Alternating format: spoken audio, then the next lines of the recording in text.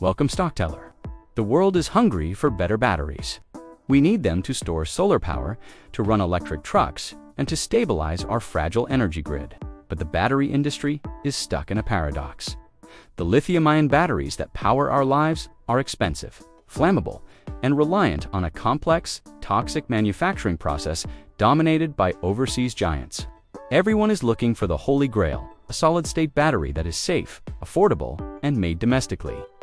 But while billion-dollar startups are chasing this dream in the lab, one small company has taken a radically different path.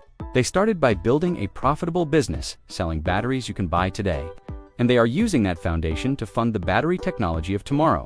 Today, we're taking a deep dive into Dragonfly Energy, ticker DFLI.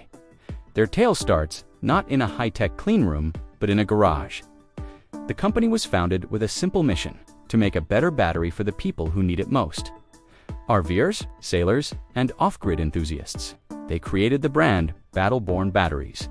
If you know anyone with an RV or a boat, you've probably heard of them. These are drop-in, lithium iron phosphate, LFP replacements for old, heavy lead-acid batteries. They are lighter, last 10 times longer, and crucially, they work. This isn't a pre-revenue dream. Dragonfly generates revenue today from Battle-Born. LFP battery packs sold direct and through OEM partners, including expanded agreements with Airstream and other RV OEMs. They've built a loyal following and a real business, proving they can manufacture and sell high-quality energy storage products at scale. But here is where the story gets really interesting. Dragonfly isn't content with just assembling battery packs using cells bought from China. They want to make the cells themselves right here in the USA. And they don't want to make just any cell. They are developing a proprietary solid-state battery cell. Their secret weapon is a patented dry electrode manufacturing process. Traditional battery manufacturing is a wet, toxic, and energy-intensive process that requires massive drying ovens and dangerous solvents. Dragonfly's dry powder coating process eliminates the need for these solvents and ovens. The company says its dry electrode process can materially reduce manufacturing footprint and energy use versus conventional wet processes. A claim supported by its pilot line results, but one that still requires scale-up validation. More importantly, this process is uniquely suited for making non-flammable solid-state batteries. If Dragonfly can scale its pilot process, it could move from assembler to vertically integrated cell-to-pack manufacture. But that scaling remains the key technical and capital challenge. So, how does a small company bridge the gap between selling RV batteries and revolutionizing cell manufacturing? Their strategy is vertical integration. Currently, Dragonfly buys cells from Asia and assembles them into their Battle-Born packs. Their goal is to replace those imported cells with their own domestically produced solid-state cells. This cell-to-pack strategy gives them a massive advantage. They already have the customers. They don't need to convince GM or Tesla to buy their unproven technology.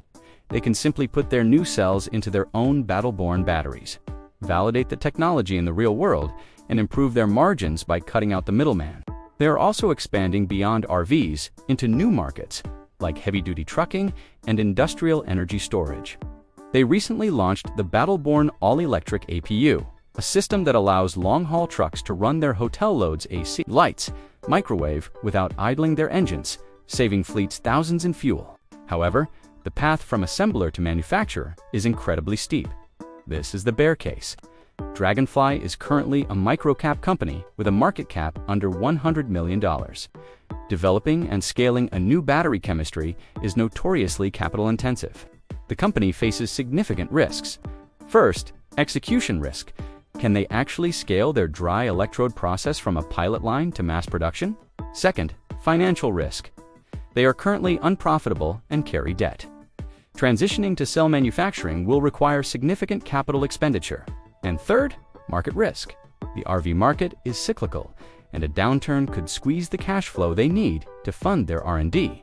They are betting the farm on a technology transition that has stumped giants like Toyota and QuantumScape. This leaves Dragonfly Energy at a fascinating crossroads.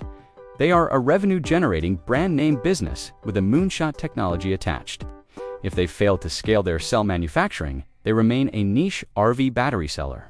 But if they succeed, they could become a cornerstone of the domestic American battery supply chain, with a technology that is cleaner, safer, and cheaper than the status quo.